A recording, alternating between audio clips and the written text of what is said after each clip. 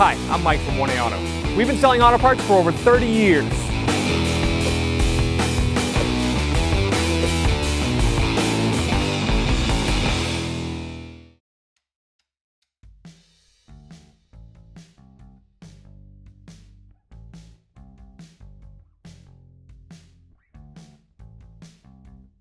With the vehicle on the ground, we'll use a 21mm socket and a breaker bar. We'll loosen the lug nuts, but we won't remove them. This will be easier with the vehicle on the ground so that the wheel doesn't want to spin on you.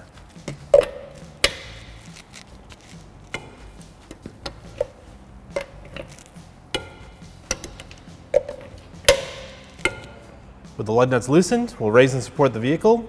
You can use a jack and jack stands. We're going to use our 2-post lift.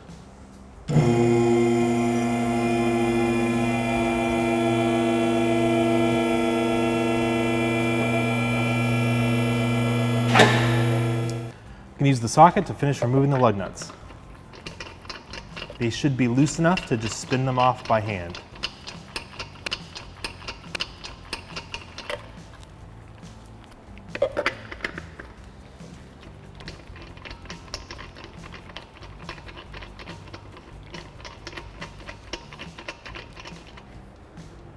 Good. With all the lug nuts removed, we'll take the wheel and tire off.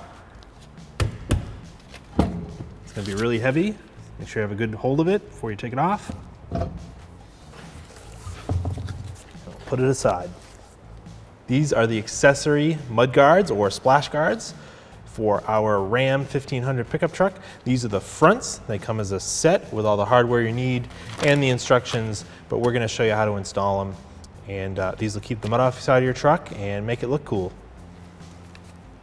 We need to remove this little original splash guard. It doesn't work very well. There's mud all splattered down the side of the truck. I'm going to use an 8mm socket, a ratchet, extension. Pull these bolts out here, these two, to remove it. And we'll also remove this additional one up top because that will help mount our new splash guards.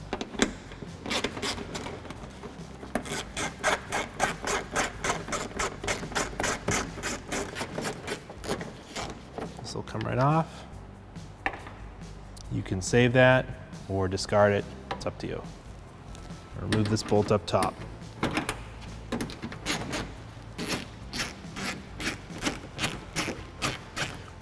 kit is supplied with longer self-tapping bolts, so you can discard these or save them for another project. Just make sure you don't leave them on the ground and drive over them. We need to drill out these holes in the splash guard. They are pre-marked, but they don't go all the way through. Got a piece of wood here and a 5/16 drill bit. And I'm going to drill this one out and do the same for the others. Doesn't take much to go right through the rubber.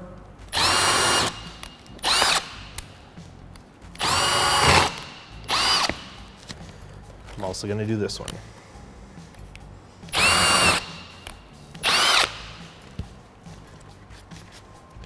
So put our splash guard in place. I'm going to install the included longer hardware for these 3 bolts here. So, and then this flap is going to go behind the splash shield like that. And then it sits and it meets the contour of the body. Put the bolt through, get lined up in the opening, get started with my fingers.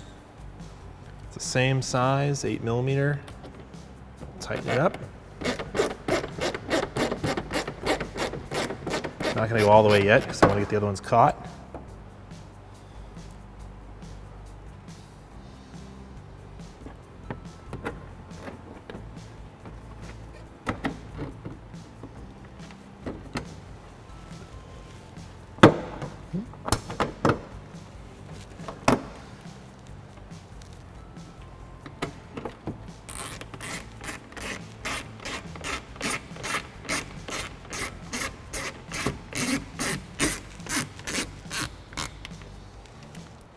And get the last one here to make sure it's lined up.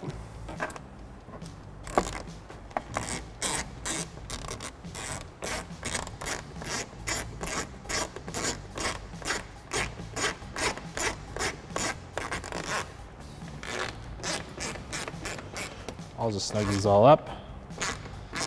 start to feel them get tight, I'll stop because they're going to squish into the rubber.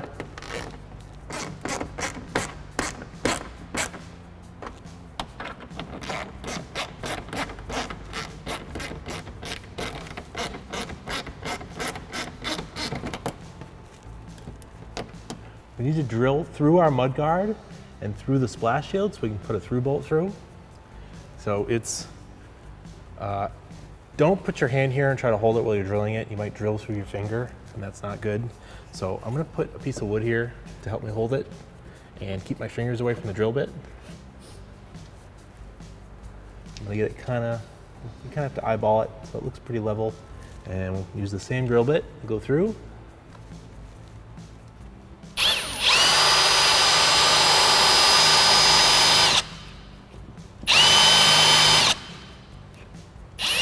There it is. Take the supplied Phillips head screw. This will go through the hole, push it through the mud guard, push it through the splash guard, and then there's a supplied nut that goes with it. Get that started.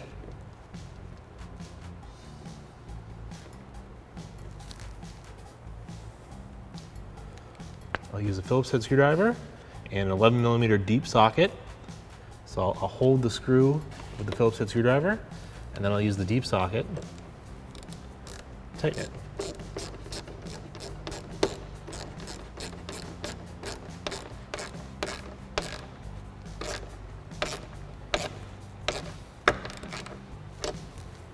When the driver's side is installed, the procedure will be exactly the same on the passenger side.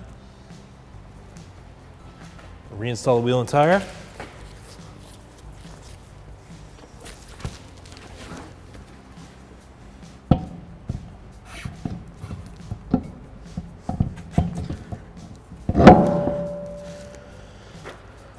Start the lug nuts by hand.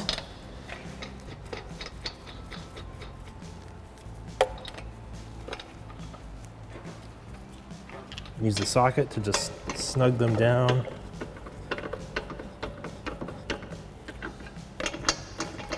When I lower the vehicle to the ground, we'll torque them.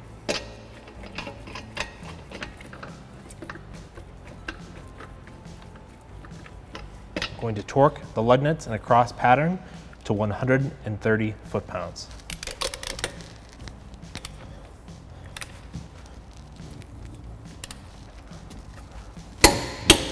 Once it clicks, you're all set.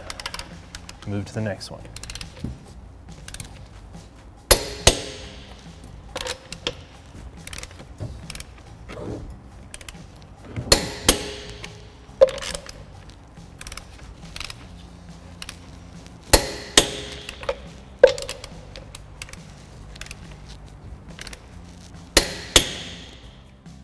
Thanks for watching. Visit us at 1aauto.com for quality auto parts, fast and free shipping, and the best customer service in the industry.